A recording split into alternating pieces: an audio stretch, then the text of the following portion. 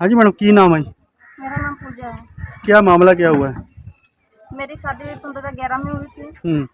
और बाद मेरे घर वाले मेरे को मारते कूटते हैं। क्या नाम है उनका? रवि कुमार, कहाँ रहते हैं? मनदीप नगर। मनदीप हाँ नगर। जी। अच्छा। और जो मेरे ससुर हैं वो भी बहुत गालियाँ निकालते हैं, मेरी सास ये भी है। जब ये इनका बेटा मेरे को मारता कूटता तो एक बार नहीं बोलेंगी कि किस लिए मारा है, और मेरे को गालियाँ देना शुरू कर देती हैं। और कहते कहते हैं इनके पापा बोलते, कहते दहेज क्या दिया है इनके पापा ने, जितना मेरी औकात उसके बराबर भी नहीं है। आपके घर वाला बोलते हैं? आपके ससुर बोलते हैं? हाँ, और मेरे घर वाले बोलेंगे तेरे को मैं मार दूंगा, ये कर दूंगा, वो कर दूंगा ना। मेरे पापा से तो कहते हैं तुम लोगों की औकात क्या है कि तुम मेरे को कुछ छू के दिखा दो। नहीं, जो लड़ाई हो रही है दहेज करके लड़ाई हो रही है ये शुरू ही से लड़ाई हो रही, थोड़ी थोड़ी बात पर। उन लोगों को ऐसे लड़ाई करेंगे पता भी नहीं लगेगा किस बात पे करते हैं ये। कारण नहीं मालूम क्या है कारण है। कारण दहेज में थोड़ा गुस्सा हो गया, मारने कुटने लग जाएंगे, फिर कहेंगे मैंने कुछ किया ही नहीं। जब नशा आप वगैरह भी करते हैं? नशा भी करता है, सारा कुछ है उसके पास। जब आपकी शादी हुई थी आपने अपने घर वालों को बताया था मेरे साथ मम्मी पापा ये हो रहा है, नहीं ये नहीं, मैंने परेशान नहीं कर रहे बताया। हैं? मैंने कहा ये सारे लोग बोलेंगे कि लड़की इनकी रह नहीं पाई। बाद में ये खुद फोन करके बोलने लगे कि तुम्हारी लड़की ये करती वो करती, तब ये किया पापा को भी कि अच्छी तरह घर में काम नहीं करती है। तब पापा को फोन करके बुलाने लगे, तब फिर पापा को मैंने बताया, पहले नहीं बताती थी मैं। हाँ जी। तो क्या मांग क्या करते हो?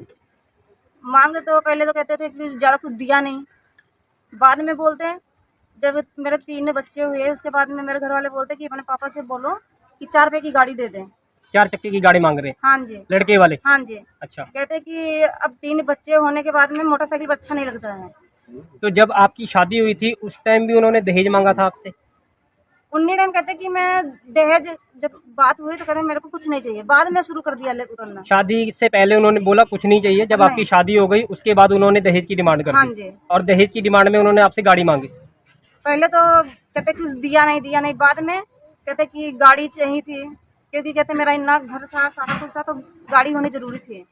आपने उस मामले में कोई कंप्लेंट वगैरह लिखवाई है? लिखवाई हुई है। क्या बोला गया प्रशासन वालों, क्या बात हुई आपसे? क्या आश्वासन दिया गया आपको? वो यही कहने लगे कि बस अपने घर जाओ, और कुछ नहीं किया उन लोगों ने। पुलिस ने जो आपके घर वाले हैं जो मारपीट की, उनके ऊपर कोई कार्रवाई नहीं की उन्होंने? नहीं, उनसे कुछ पूछताछ नहीं की? पूछताछ की थी, कहते थे अब नहीं हाथ चकूंगा, ठीक ठाक रखूंगा। तो उसके बावजूद भी आपका कहना है कि उन्होंने मारा पीटा है? हाँ जी। तो कितने साल से ये सिलसिला चल रहा है? ये जब से शादी हुई है। कितने साल हो गए शादी को? शादी के हो गए हैं 11-12 साल। कितने बच्चे हैं 12 आपके? साल हो गए। बच्चे कितने हैं?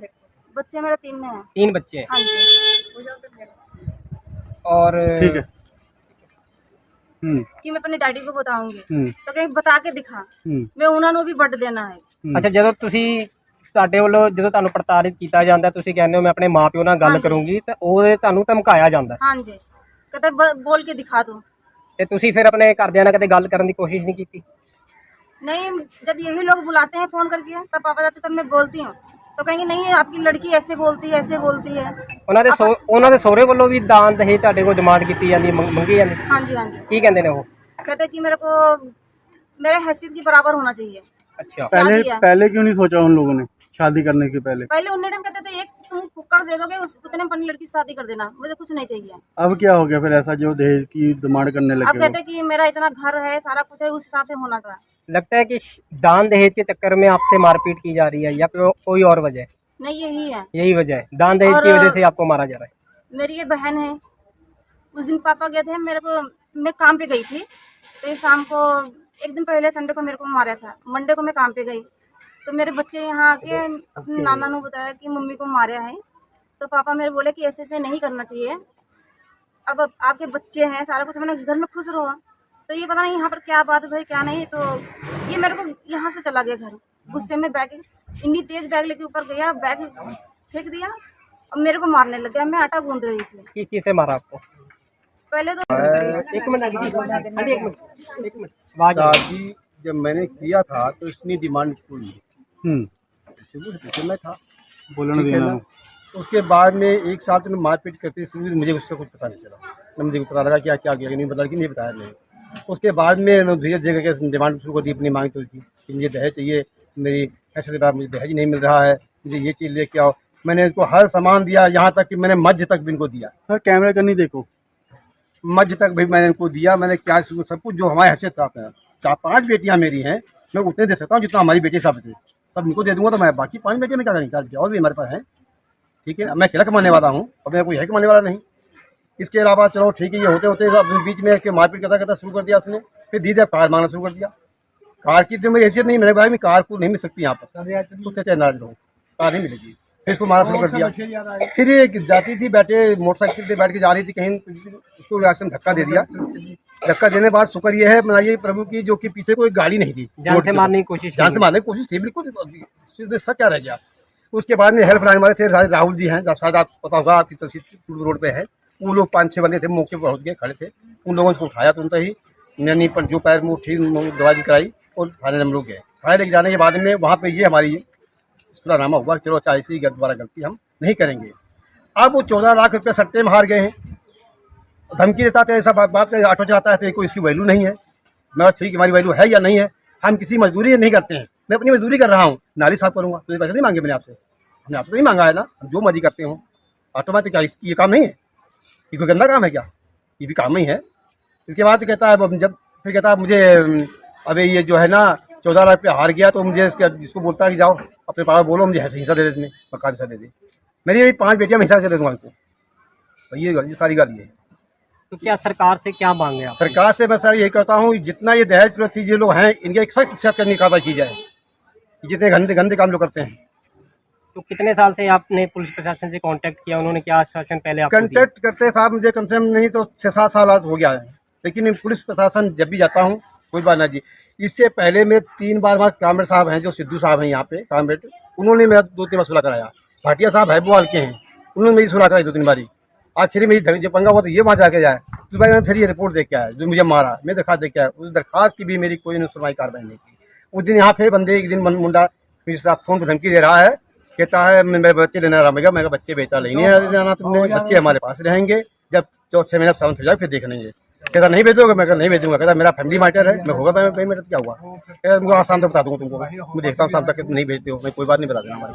मैं डायरेक्ट तुरंत बैक किया बात पूछ के, मैंने बेटा, मैं कहा भाई साहब, मैं कहा आप बेटा मुझे धमकी दे रहा है मारने के लिए। तो कहते क्या इसमें फिर क्या हो गया? क्या महाराज जी, मेरा नाम सुमन देवी है क्या मामला क्या हुआ? जी। ये मेरे सिस्टर हैं, इनकी शादी 2011 में हुई थी। शुरू से ही उन्होंने इनको प्रताड़ित करना शुरू रखा हुआ है। कभी भी मतलब छोटी छोटी बात पे लड़ने झगड़ने लग जाते हैं। सट्टा खेलते हैं, सट्टा हारते हैं जब, तो दीदी को मारना शुरू कर देते हैं, लातों से, घूसों से, हर तरीके से। घर में हर जगह जगह पे कैमरे लगा रखे हैं। अगर बच्चा थोड़ी सी भी शैतानी करता है तो घर पे आके फिर दीदी को मारते हैं। मतलब खुद बच्चे नहीं संभाल सकते हैं और छोटी छोटी बातें दीदी को मारना शुरू कर देते हैं। उनकी सास जो है, दीदी की मेरी जो सास है, वो भी अपने मतलब बेटे को पूरे तरीके से मोटिवेट करते कि इसको पीट ऐसी जैसी जगह पे मार के इसको दिखा ना सके कहाँ पे मारा गया। ससुर भी बोलते हैं, ससुर भी यही काम बोलता है हमेशा। और कभी भी उन्होंने मेरी दीदी का साथ नहीं दिया है। शुरू से बोलते रहे हैं कि दहेज नहीं दिया मेरे को, पापा ने मोटरसाइकिल दी थी, मार मार के दीदी को मोटरसाइकिल अपने नाम पे करवा ली, मार मार के उनको अपने नाम पे उसने करवा ली है। उसके बाद जब धीरे दीदी के 3 बच्चे हुए, उसके बाद वो कहते कि मेरी फैमिली बड़ी हो गई है, अब मेरे को 3 बच्चे संभालने, तो मेरे को अपने बाप से कहा कि मोटरसाइकिल की बजाय मेरे को अपनी कार लाके दे। कौन सी गाड़ी की डिमांड कर रहे हैं वो? 4 पहिए की गाड़ी की डिमांड करता है। कोई महंगी गाड़ी है, सस्ती गाड़ी है? कोई नाम नहीं बोलता है, बस ये कहता है कि 4 पहिए की गाड़ी चाहिए, अपने बाप को क्या है। जब दीदी ये बात नहीं मानते हैं तो उनको फिर वो बड़ी बुरी तरीके से मारते हैं। एक बार दीदी को चलती हुई, पिछले साल की बात है, चलती हुई गाड़ी से धक्का दे दिया था।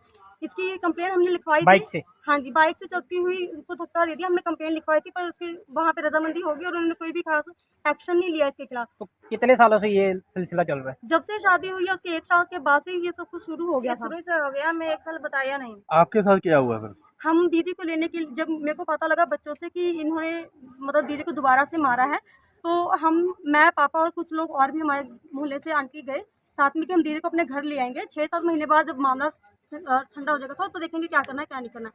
हम लेने के लिए गए, बातचीत चल रही थी आराम से। जीजा आके बाहर बैठे, उन्होंने बस बात कर ऐसे रोड़ा पाना शुरू कर दिया कि भाई मैंने नहीं भेजना है इसको।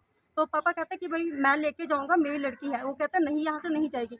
फिर पता नहीं क्या हुआ, गुस्से में बस नीचे उतरे, उन्होंने टिफिन उठाया, उनके पीछे पापा है, मैं भी आई, उन्होंने बस टिफिन उठा के मारना शुरू कर दिया। मेरी आंख पे लगा और पापा के सर पे बहुत ज़्यादा जोर से लगी। उसकी जो मेरी दीदी की सास है, उसने क्या किया, पापा को गले से पकड़ लिया यहाँ से, और जो दीदी का देवर है उसका नाम रविंदर, उसने पापा को कमर से पकड़ लिया, जिसके कारण हम लोग बड़ी मुश्किल से वहाँ से छूट छाट के भागे हैं। उसके बाद हम लोग यहाँ पे गए हैं, क्या कहते हैं, सिविल हॉस्पिटल पीयू थाने गए। पीयू थाने में उन्होंने लिखी और उन्होंने कोई कार्रवाई नहीं की, उनको बुलाया भी नहीं, बातचीत भी नहीं की उन्होंने। हम सिविल हॉस्पिटल गए पर वहाँ पे बहुत ज़्यादा टाइम लग रहा था, इसलिए हम वहाँ से वापस आ गए। क्या मांग क्या करते हो लास्ट में? हम यही चाहते हैं कि मेरे परिवार की सुरक्षा दी जाए और साथ में ही जो बनती कार्रवाई है वो करी जाए। ठीक है, चलो। हाँ जी सर, की होया सर, कितने निबड़ गई गलबात? ਦੋਵਾਂ ਜੀਆਂ ਦਾ ਆਪੋ ਵਿੱਚ ਸਹਿਮਤੀ ਹੋ ਜਾਏਗੀ, ਥੋੜਾ ਟਾਈਮ ਲੈਣਾ ਨੇ 15 ਦਿਨ ਦਾ। ਜਿਵੇਂ ਨੂੰ ਕਿਹਾ ਜਾਏਗਾ ਮੈਨੂੰ ਦੇਸ਼ ਵੱਲ ਵੀ ਤੰਗ ਕੀਤਾ ਜਾ ਰਿਹਾ, ਨਹੀਂ ਉਹਦੇ ਕੋਈ ਗੱਲ ਨਹੀਂ, ਕੁਛ ਨਹੀਂਗਾ। ਇਹ ਸਿਰਫ ਦੋਵਾਂ ਜੀਆਂ ਦਾ ਆਪੋ ਵਿੱਚ ਮਾਮੂਲੀ ਝਗੜਾ ਨਾ ਹੋ ਗਿਆ ਸੀਗਾ ਤੇ ਕੁੜੀ ਨੇ ਫੋਨ ਕਰਤਾ ਜੀ ਪਾਪਾ ਜੀ ਮੇਰੇ ਕੋਲ ਮਾਰ ਰਹੇ, ਮੇਰੇ ਕੋਲ ਲੈ ਜਾਓ ਆ ਕੇ। ਇਹ ਲੈ ਗਏ ਆ, ਉਹ ਮੁੜ ਕੇ ਘਰ ਚਲੇ ਗਏ ਆ। ਉੱਥੇ ਮਾਮਾ ਮਿਆਮਾ ਦੀ ਬਿਮਾਰੀ ਹੋਈ ਇਹਨਾਂ ਦੀ, ਹੁਣ ਬਿਲਕੁਲ ਠੀਕ ਠਾਕ ਨੇ। 15 ਦਿਨਾਂ 'ਚ ਆਪਣਾ ਜੋ ਸਾਡਾ ਵਿਆਹ ਗੱਲਬਾਤ ਹੋ ਜਾਏ। ਠੀਕ ਹੈ, ਠੀਕ ਹੈ। ਸਰਪੰਚ ਸਾਹਿਬ ਦੀ ਵਾਈਟ ਤੇ ਭਾਜੀ ਇਹਨਾਂ ਦੀ ਵਾਈਟ ਖਤਮ ਹੋ ਆਪਣਾ ਕੰਮ।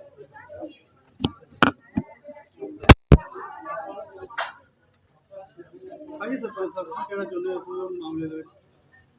ਵੀਰ ਜੀ ਬੇਨਤੀ ਇਸ ਤਰ੍ਹਾਂ ਹੈ, ਮੈਂ ਸਰਪੰਚ ਨਹੀਂ ਹਾਂ, ਮੈਂ ਪਿਛਲੀ ਵਾਰੀ ਵੀ ਚੋਣ ਲੜੀ ਸੀ ਸ਼੍ਰੋਮਣੀ ਅਕਾਲੀ ਦਲ ਵੱਲੋਂ ਕੌਂਸਲਰ ਦੀ, ਅਤੇ ਐਤਕੀ ਵੀ ਲੜ ਰਿਹਾ 64 ਨੰਬਰ ਵਾਰਡ ਤੋਂ।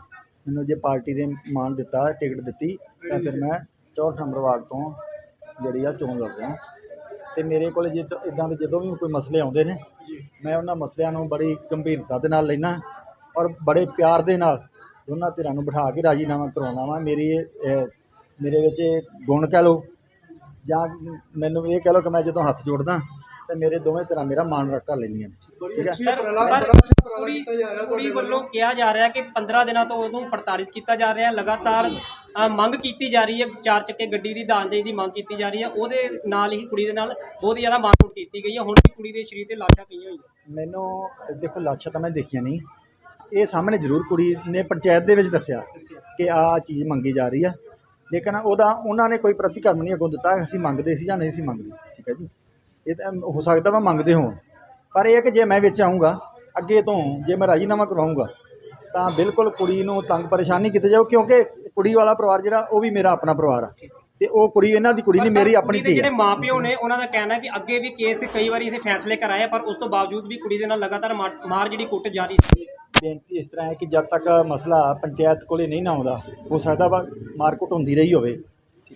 ਜਦੋਂ ਸੂਝਵਾਨ ਲੋਕਾਂ ਕੋਲੇ ਫੈਸਲਾ ਆ ਜਾਂਦਾ ਨਾ, ਉਹ ਲੋਕ ਜਿਹੜੇ ਦੋਨਾਂ ਧਿਰਾਂ ਨੂੰ ਬਿਠਾਉਣਾ ਚਾਹੁੰਦੇ ਨੇ, ਕਈ ਪੰਚਾਇਤ ਦੇ ਲੋਕ ਵੀ ਐਸੇ, ਸਾਰੇ ਨਹੀਂ ਹੁੰਦੇ ਇੱਕੋ ਜਿਹੇ, ਕਈ ਪੰਚਾਇਤ ਦੇ ਲੋਕ ਵੀ ਇਹੋ ਜਿਹੇ ਹੁੰਦੇ ਨੇ ਜਿਹੜੇ ਮਸਲੇ ਵਿਗਾੜ ਦਿੰਦੇ ਨੇ ਜਾਂ ਵਿੱਚੋਂ ਕੋਈ ਸਿਆਸੀ ਲਾਹਾ ਖੱਟਣਾ ਚਾਹੁੰਦੇ ਹੁੰਦੇ ਨੇ। ਅਸੀਂ ਨਾ ਕੋਈ ਸਿਆਸੀ ਲਾਹਾ ਖੱਟਣਾ ਚਾਹੁੰਦੇ ਹਾਂ ਨਾ, ਅਸੀਂ ਤਾਂ ਇਹ ਆ ਕਿ ਜੇ ਕੁੜੀ ਨੂੰ ਲੈ ਕੇ ਆਵਾਂਗੇ ਤੇ ਆਪਣੀ ਧੀ ਸਮਝ ਕੇ ਲੈ ਕੇ ਆਵਾਂਗੇ ਤੇ ਗਰੰਟੀ ਕੁੜੀ ਦੀ ਵੀ ਲਵਾਂਗੇ ਤੇ ਉਸ ਪਰਿਵਾਰ ਦੀ ਵੀ ਗਰੰਟੀ ਲਵਾਂਗੇ ਕਿ ਨਾ ਕੁੱਟਮਾਰ ਕਰੂਗਾ, ਨਾ ਕੋਈ ਜਿਹੜਾ ਗਲਤ ਵਿਵਹਾਰ ਹੋਊਗਾ। ਹੁਣ ਜਿਹੜੀ ਪੰਚਾਇਤ ਜਿਹੜੀ ਹੁਣ ਬੈਠੀ ਸੀ, ਇਹਦੇ ਵਿੱਚ ਕੀ ਕੁੜੀ ਨੂੰ ਆਸ਼ਵਾਸਨ ਦਿੱਤਾ? ਕੀ ਨਿਚੋੜ ਕੀ ਕੱਢਿਆ ਗਿਆ? ਉਹਦੇ ਵਿੱਚ ਇਹ ਕੀਤਾ ਗਿਆ ਹੈ ਕਿ ਮੁੰਡਾ ਜਿਹੜਾ ਇਹ ਕਹਿੰਦੇ ਆ ਕਿ ਹਸਪੀਟਲ ਆ, ਦਇਆਨੰਦ DMC ਹਸਪੀਟਲ ਆ ਮੁੰਡਾ। ਅਸੀਂ ਇਹ ਹੁਣ ਕਿਹਾ ਵਾ ਕਿ ਜਦ 2-4-5 ਦਿਨਾਂ ਬਾਅਦ ਉਹ ਆ ਜਾਊਗਾ।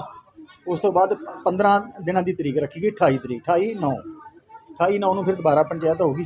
ਠੀਕ ਹੈ ਜੀ, ਉਹਦੇ ਵਿੱਚ ਮੈਂ 100% ਕੋਸ਼ਿਸ਼ ਕਰੂੰਗਾ ਕਿ ਇਹਨਾਂ ਦੋਵਾਂ ਧਿਰਾਂ ਨੂੰ ਨੇੜੇ ਲਾਇਆ ਜਾਵੇ। ਠੀਕ ਹੈ, ਧੰਨਵਾਦ।